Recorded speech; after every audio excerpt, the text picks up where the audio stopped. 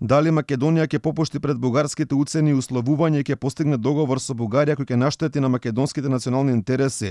Шпекулациите за кој сценарио веќе подолго време циркулираат низ јавноста, а сега уште поголеми ги направи и специјалниот преговарач за спорот со Бугарија Владо Бучковски.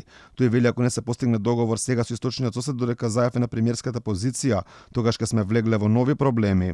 Ако не се договориме сега додека Заев е премиер, ќе влеземе во нова неизвестност. Ќе изгубиме пак многу време, а ние веќе немаме време за чекање. Предолго ја чекаме Бугарија да има политичка влада. Премиерот Заев останува на позицијата да го затвори овој процес на преговори со новиот бугарски премиер. Тоа е исклучително важно за утврдување на временската рамка за изнаоѓање на компромисно решение и кревање на блокадата од страна на Бугарија. Додека Бучковски на еден начин вели дека договор мора да биде постигнат, најсериозниот кандидат за еден премиер на Бугарија Кирил Петков порачува дека ќе мора да се преговара, а зелено светло без постигнат договор не може да има. Ако се даде зелено светло за пристапните преговори веднаш без дискусија, тоа само ќе ги зајакне националностите во двата табора. Ние се потпираме на преговори, а не на пропаганда.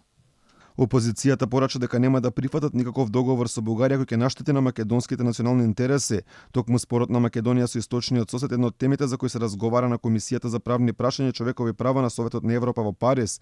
Вториот човек на ВМРО ДПМН Александар Николовски од француската престолнина порача дека нашиот источен сосед е една од земјите кој најмалку ги почитува пресудите на судот во Страсбур, кои македонските граѓани ги имаат добиено против Софија. Една од државите кои што најмалку ги испроведува овие одлуки е нашиот сосед Бугарија, која што не сака да ги спроведе одлуките поврзани пред се со регистрирањето на организацијата ОМО или Пирин.